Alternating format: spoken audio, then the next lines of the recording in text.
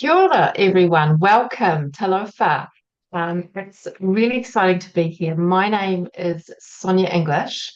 I am a health coach, a registered nurse. I've worked in intensive care medicine for 35 plus years, still do some casual work there. And because of that, I'm really passionate about prevention, lifestyle medicine, making sure that we live not only longer but better. And in my work in the hospital and secondary care, I've seen a lot of end organ failure. I've seen stuff that's very preventative.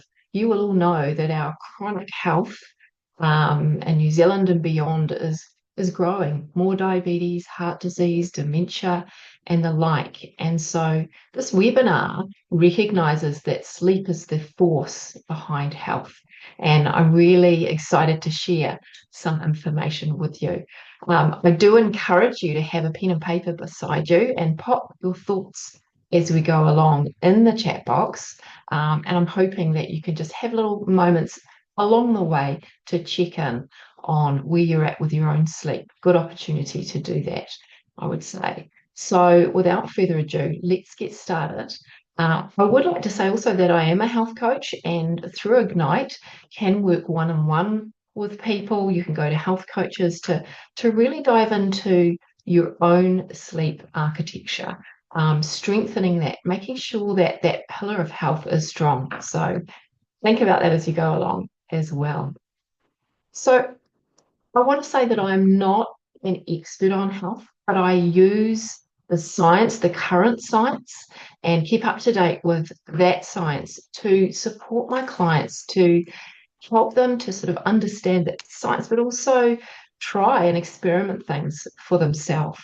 Now, 100 years ago, 2% of the population in the United States were sleeping less than 6 hours, which is pretty incredible.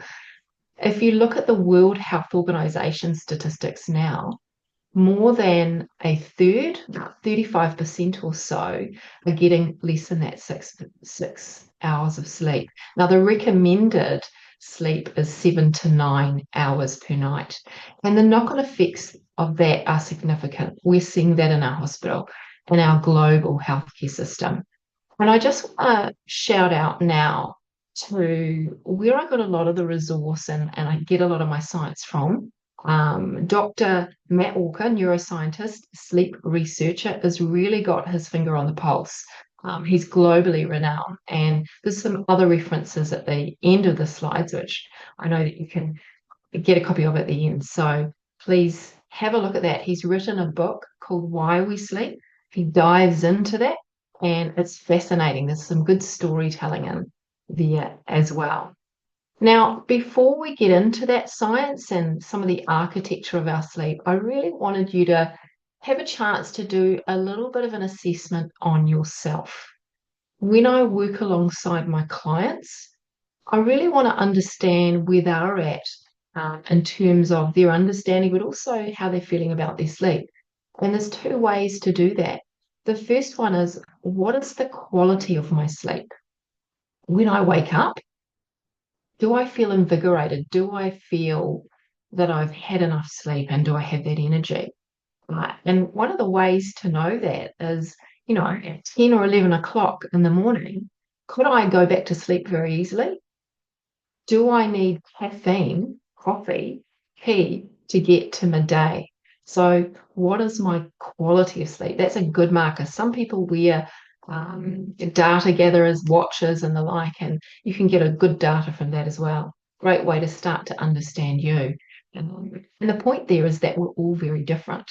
So, all of our brains are different, they're wired different. So, it's about just looking inwards for that. The other way is duration. How long am I sleeping overnight? Am I getting that good amount of 7 to 9 hours? So, what I'd like you all to do to start with is to have the scale and think of 0 on the scale as really poor sleep, poor duration and quality of sleep. And it's a 0. You're satisfied, 0, really. And then 10. 10 is I'm pumping up. I'm getting the best sleep that I could ever get. And I just want you to, if you've got a pen and paper or you can do it in your head, Where are you on that scale right now? Uh, so it might be a three, it might be a seven. So if you're a three or a seven, think about, what makes up that three? What does that look like? Um, is it made of getting to bed late? Uh, is it that you wake up in the middle of the night? What does that look like? So just do a little bit of a think about that, and maybe even take some thoughts as we go through this session around that number. Okay, I'll keep going. So, what are we actually going to cover? We're going to talk about the six health superpowers. I use this in my health coaching, find it really important to understand how sleep and all of the other pillars of health work with each other. We're going to go and dive deep into our internal clock, the rhythms and cycles, and how it works, because I'm a great believer that understanding how we work, getting knowledge on that, really supports us making a difference, doing things differently. What gets in the way? The cues for sleeping. What are the things that we can do to help our clock set? And the critical periods in the day. There's tools that you can use in different parts of the day. And again, this is all on current research and information that we have. I have to say that we've really uncovered a lot in the last 20 years around sleep, and it's an exciting time. I think that's moving pretty fast. Being able to recognize that, N equals one, you're different to everyone else, and creating your best routine. Remembering that perfect is not required, but the practice, little small steps really does make a difference towards that. And then again, maybe getting back on that scale and seeing where you'd like to be. We're going to do that and creating maybe one or two committed actions that you might take to be able to really strengthen your sleep architecture and make some positive change for the future. Like I said, living longer, but living better. So, another very poignant Matt Walker quote: sleep dispenses a multitude of health insuring benefits. It is yours to choose to pick up every day as a prescription if you like. And many don't. Um, really understanding the importance of sleep and why we sleep, I think, as I said, really helps that. So, think of it as your medicine. Sleep is medicine. It's your reset button for all that's going in your life. And if we think about modern times, we're in a very hyper-connected, um, impulsive, connected, volatile environment these days. There's a lot of connection with many things, a lot of information. So your reset button is that sleep. So here are the six superpowers or levers, if you like, of health. And you'll see that sleep is on the top. Now, these are the ones that I've formulated and use in my own health coaching work with clients and with groups. And sleep is at the very top. It is the eminent force in everything else.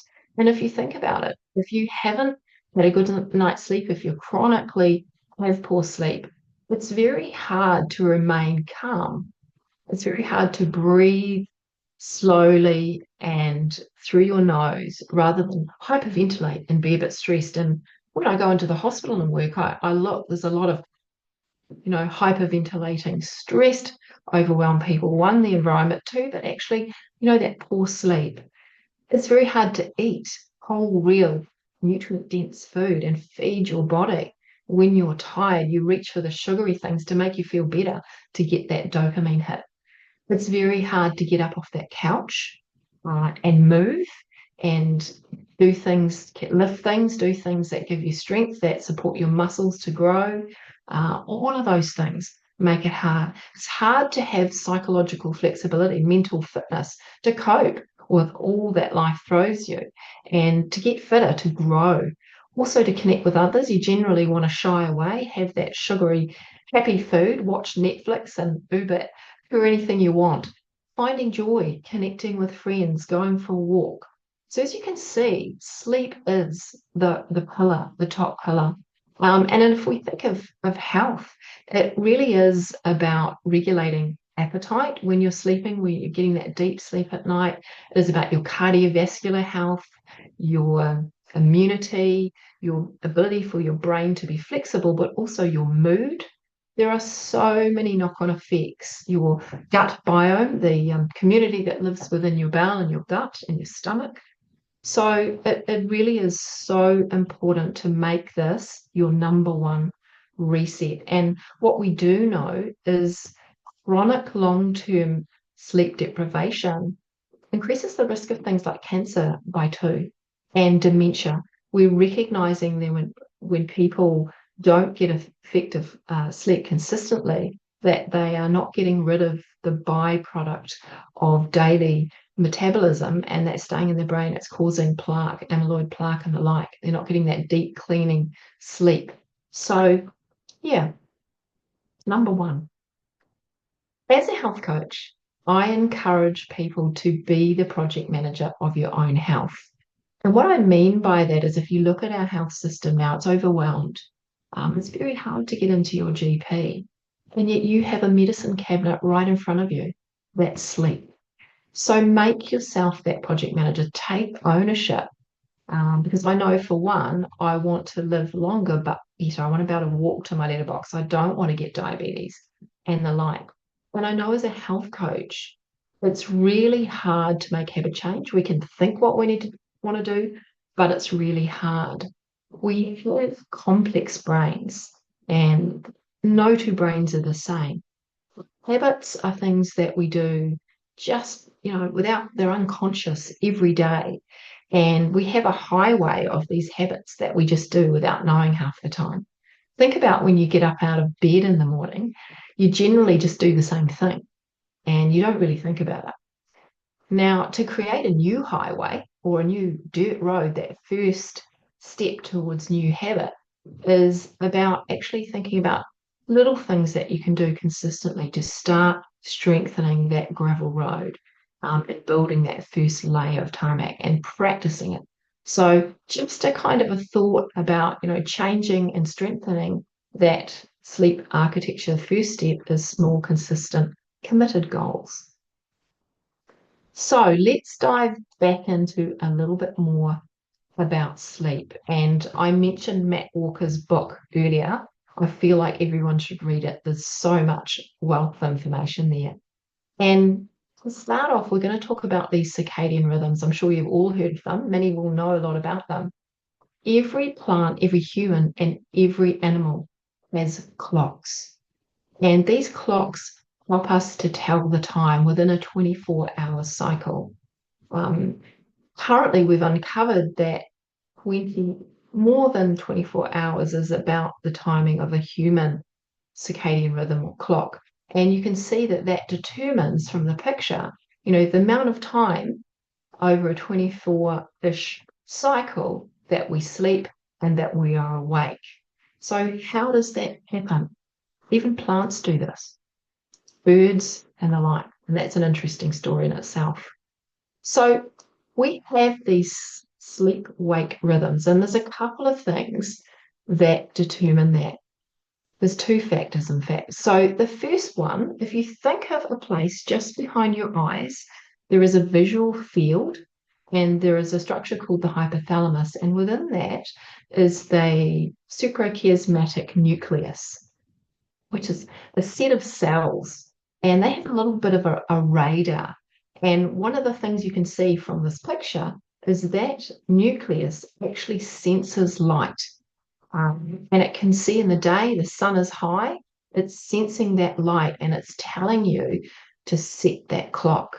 And at night, as the sunset happens and the sun starts to come down, again, that suprachiasmatic nucleus senses that and is able to actually help to regulate the timing of that clock. So that's one piece, one cue of quite a few other ones that we're going to talk about as we go along.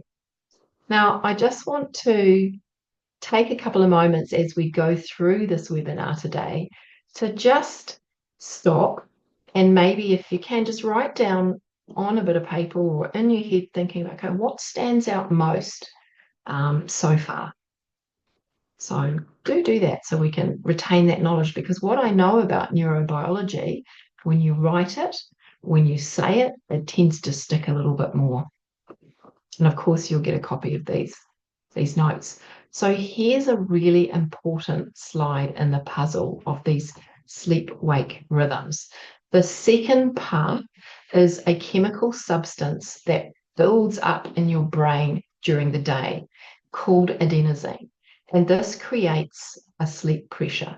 Now, if you look at the diagram here and just look at the piece with the adenosine where it says sleep drive, this is over a couple of days. As you wake up in the morning and you go about your daily business, your cellular metabolism creates waste. And that waste comes in the form of adenosine, and it builds up in your brain cells. And as it builds up over the day and into the night, it creates a sleep pressure that makes you more sleepy and more sleepy. And I think this piece is very, very key in understanding your sleep hormones and why we sleep and how the rhythms are created. And you'll all, I'm sure, heard of melatonin, which you can see in this picture. And then late at night, depending on your routine and your sleep rhythm, your melatonin is peaked, again to help you feel sleepy and go to sleep. And then it comes down as you sleep at night, as does your adenosine. And we will talk about caffeine and how that works as well. So that adenosine creates the pressure. And I want you to all think about maybe a time where in your life where you've maybe read a book or you're on your computer reading something and you can't concentrate and you have had to read it a few times. So I suspect you've all had this experience. What that is telling you is that you've got sleep debt. You haven't actually cleared that adenosine out of your brain. The sleep pressure is still there. So very interesting to understand about this adenosine. You'll also see cortisol there. So when you wake up and you start moving, you start secreting some of that cortisol hormone, that stimulant to have wakefulness. Now, let's get into this a little bit deeper. Excuse the pun. So, sleep cycles. There are two sleep cycles that you have waves overnight. And I'm just going to try and go through these so we can understand these. Now, phase one is rapid eye movement deep sleep. And that is the first phase, predominantly when you first go to sleep. It's this very deep sleep. You go through into deep sleep down in four stages. Stage one and two is lighter sleep, and then stage three and four is your very deep sleep. Now, what happens when you're in deep sleep is your brain starts to clean itself. There's a system that they discovered about 20 years ago. It's like a high clean. Imagine you're spring cleaning your house, and this fluid goes around your brain and it just basically cleans everything out. All that waste that we talked about, the adenosine, the buildup of other chemicals and substances, all get cleaned out. And I call it brain poop. I'm cleaning up my brain poop. That's how I remember it. I'm getting rid of all that stuff so I can have clean, refresh, and start again tomorrow. And scientists have done a lot of work studying brain waves. Now, if you look at this picture, the brain waves, the deep uh, non-REM sleep, you can see that the waves are very even and slow and regulated. So the brain slows right down. You're unconscious. You've got a gate to the outside world from your thalamus, so it blocks all that sensory stimulation from the outside world, and everything slows down. And from the front of your brain, your higher thinking brain, right through to the back of your brain, you have this clean polish of your brain. And then in the second phase of sleep, we have the REM sleep, the rapid eye movement sleep, or the dream sleep. This is when I've put a picture here of reconnecting wires. You've done the clean. With the clean, you've actually maybe gone through memories and sort of sorting things, organizing things. And then the second half, you are rewiring. This is where you kind of look at your emotional brain and sort things as well. And you problem solve. And if you look at the wave of your REM sleep, it's actually very chaotic, it's unordered, it's not regular. And it looks very similar to how it does when you're awake. So it's quite an active phase. And what's really interesting here is when you are in REM sleep, you have this atonia. And by that, you have this deep, your large muscle relaxation. You can't actually move. And that's designed to protect you from actually acting out those dreams that you have. So, and we know that in some cases, people there's a malfunction with that, but generally that's what happens. And so when you wake and you know you've been dreaming, you've actually been rewiring your brain. And I don't know about you, but sometimes in the morning I have my best ideas. I started keeping a notebook by my bed because I know I've cleaned, I know that I've rewired, and now I'm creative. I'm able to problem solve. I haven't got that haze. Interestingly, alcohol really affects phase two, of rewiring and problem solving, and hence the haze. Okay, we will keep going. Feel free to write down what's standing out as we're going through. That may be important to actually strengthening your own individual sleep architecture as we go along. And I like this bit.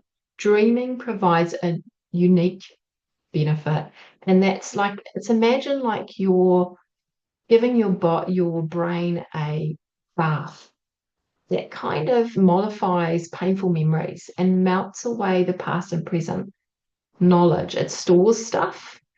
We have a part in our brain called the hippocampus, storing those memories, but it actually kind of sorts things and inspires creativity. So again, that sleep really pays dividends in terms of your work life, finding joy, being creative, all of those things that we strive to have a happy and joyful life.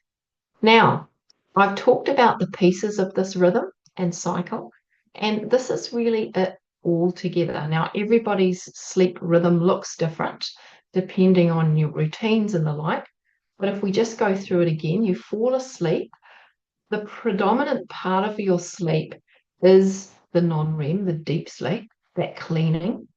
But as you get towards the end of the night, the rapid eye movement, the processing and the rewiring becomes more frequent, you can see, and the sleep becomes lighter as you start to wake up. And probably about 70 to 80% of your sleep per night is non-REM, your slow wave sleep, and then 25%ish is your rapid eye movement. And until I really dived into that, this is something I didn't really understand. It's useful to kind of dive in here to be able to understand, well, how am I going to make a difference in my own health? And here is just another slide of that lymphatic system, that cleaning system, the brain poop that I was talking about. It's like a broom, or you've done your spring cleaning. It's very deep. It does something called autophagy, which mops up dead cells, damaged it, prunes away neural circuits or brain cell circuits that are not of any use. Like doing the dirty dishes, and it delivers the waste to the lymphatic system, and that's how we get rid of it. So very clever and an amazing discovery. The other thing is, if you're learning, if you're working, if you're creating, sleep prepares the brain for information input. It kind of gets you reset. And so the great metaphor here is after exposure to new information, it's like the save button. So if you're a student, if you're learning, all of those things, it's a mechanism where you can actually store information permanently. Now, this is really interesting. This was a study done, I think I've put the reference to this in your references, by Dr. Witt in the 1950s for NASA. And it was about stimulants and how they affect spiders. And so they did these studies on spiders, and there's your normal spider web. and they gave them different stimulants like LSD, marijuana, um, speed. But look at the caffeine. That was really surprising. So, what is discovered about caffeine and sleep is that caffeine competes with adenosine. Adenosine have receptors in the brain that they sit on, and that caffeine competes and blocks the adenosine. And so it's like imagine you're putting your hands in your ears. The sleep pressure, your need to sleep is going up. You've got lots of waste in your brain, adenosine, but the caffeine blocks you from hearing it or seeing it. So you carry on. It keeps those neurons, those brain cells firing rapidly instead of slowing down, ready for sleep, as the adenosine would make them do that. So that's really interesting. And it's not to say that you don't have coffee. I love coffee, but it's to say if you are having trouble sleeping, it's really something to think about. And what's also interesting is that we all have an enzyme in our liver that really removes the caffeine. Now, for some of us, that's really effective. My husband, really effective. But for some, it takes a longer. And so just even a little bit of caffeine can really affect sleep. So it's important again to get to know you and experiment. And the half-life of coffee is about 2 to 10 hours. It really varies in different people. So it can be around, lingering around for a long time. So maybe write this down or put it in the chat box if you want to. But what gets in the way of this 24-hour cycle? And I want you to think of the modern world. The modern world is, as I said, hyper connected. There's so much going on, but we have caveman, cavewoman brains. We are wired for survival. We're always looking in the past and the present for danger. Hence, we get quite stressed at times. But the other thing is we're wired to feel good. We like to feel better. So for me, that's some of the things that I see in clients that get in the way, and myself, by the way.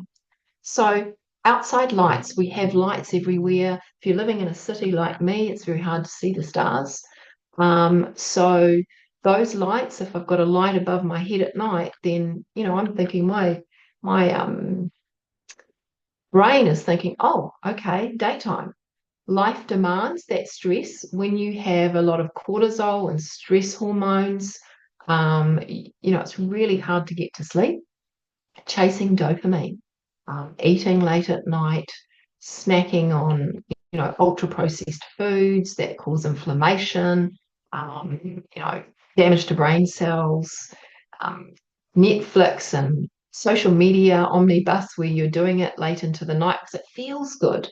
But actually, the knock-on effect of what it's doing to your brain can be really damaging long term.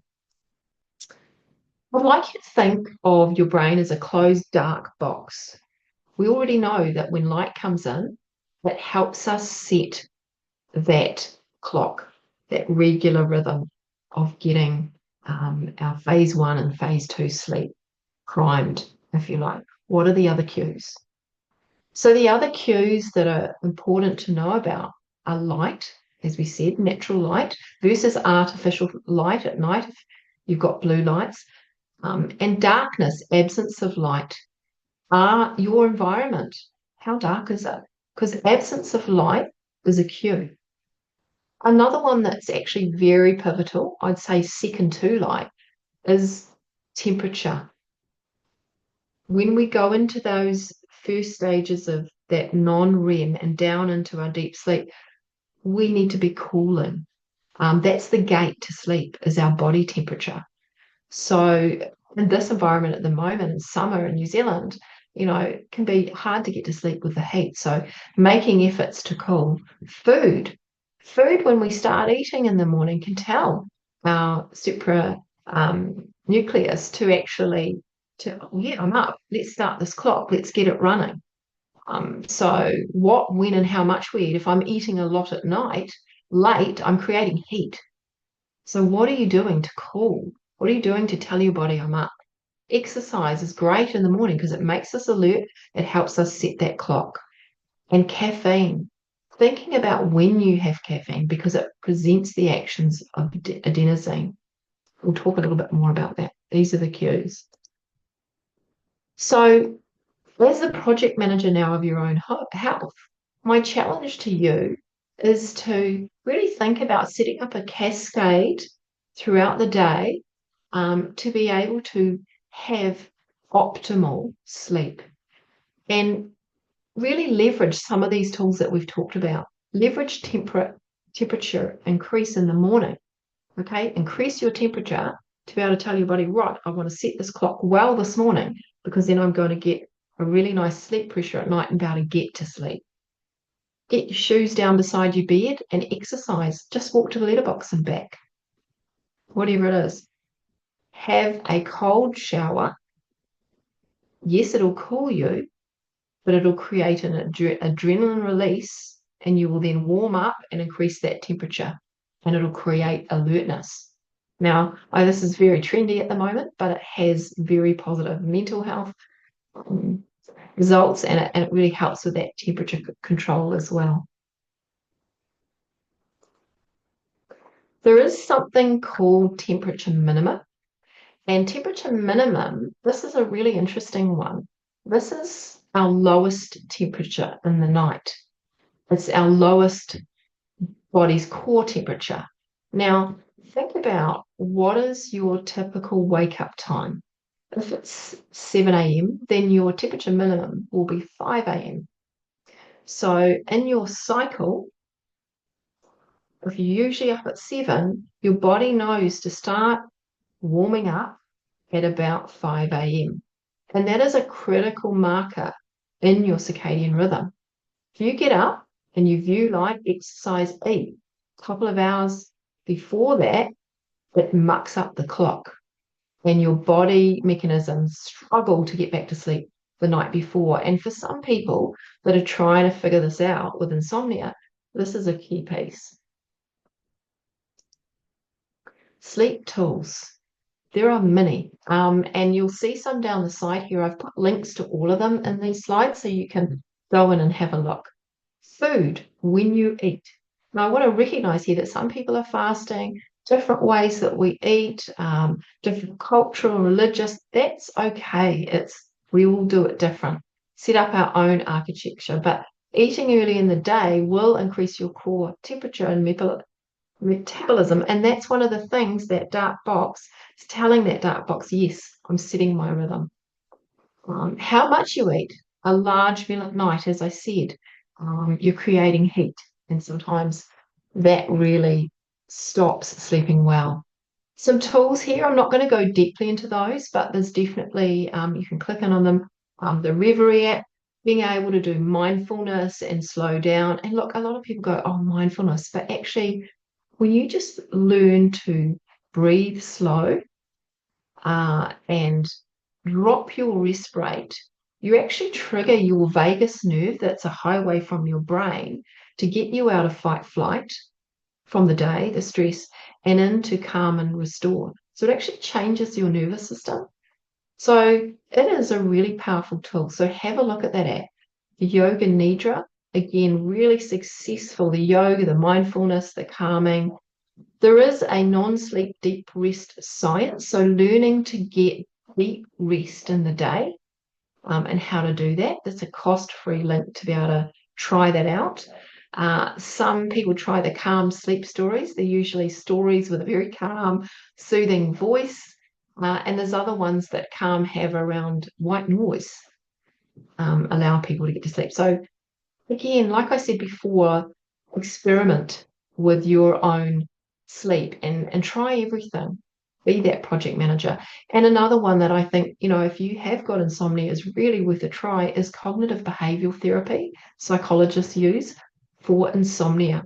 Now, a lot of us, and I'm guilty of this, like to use our beds to rest more and, read and do all these other things. But sometimes if you're associating your bed with all those other things and not sleep, that can really muck up your sleep patterns and that senses for when you're asleep and wake can get muddled up. So CBTI really works on reframing how you think about sleep and how you think about how you feel, how you think, how you process your sleeping architecture. And it's really incredible in terms of resetting things for you. Worth a go. What I know about sleeping tablets is that they do disrupt, they can give you a night's sleep, but they actually really do disrupt that stage 2 and 4 of your deep non-REM sleep. So that's kind of the payoff for those kind of tools. So I'm just going to go through 3 critical periods for the last part. Early morning, 3 hours after waking, try to get outside and look at the light if you can, not directly, even if it's rainy, um, because that's going to set your clock and it's going to make you move. So it's really healthy for you to move, but it also helps your immunity. We know that humans now, there's a huge amount of vitamin D deficiency, not getting enough light and setting that immunity. Temperature, thinking about how you're going to get your temperature up, move, food.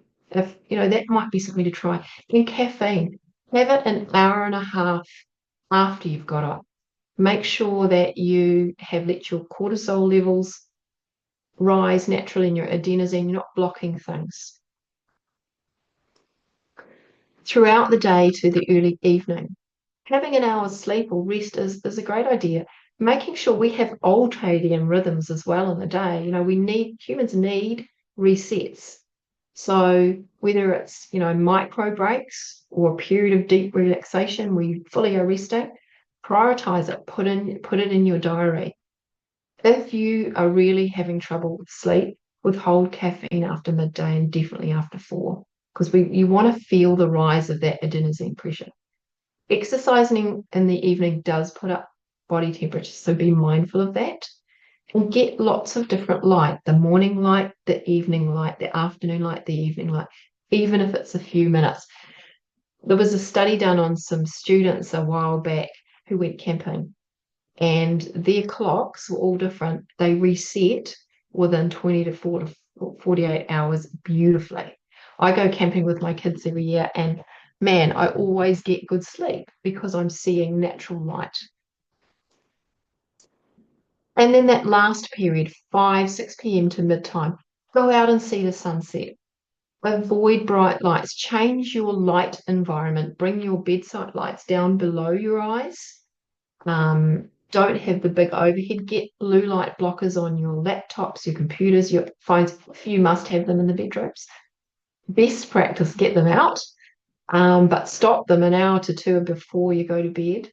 Avoid heavy late meals and have a hot bath or sauna 20 minutes before bed so that you cool off that compensatory and drop your blood temperature, and maybe invest in some cooling devices. And just remembering that alcohol does disrupt that REM sleep. Weekends, relatively consistent routines. This is if you're having trouble sleeping. No longer than an hour over your average time. It's all about those really hard boundaries on your sleep. And we've talked about the sleep disruptor of caffeine. Nose breathing. We do have people with obstructive sleep apnea and mouth breathers, but if you are a mouth breather, practice 5 minutes a day nose breathing. Get yourself back into nose breathing because that you won't snore for one. And again, it helps you sleep more effectively. You're getting more oxygen to your brain and the like. So it's another thing to investigate a little bit. Mouth tape is something you can use, but again, you want to make sure you have no chronic illness if you're doing that. Talk to your pharmacist. Chronic diseases, anything, hypertension, gout, dementia, all of the triad, diabetes in particular, sleep is the healing force for that. High insulin, part of diabetes is you have the hormone that gets sugar into the cells just gets really high. It interrupts your sleep hormones, melatonin.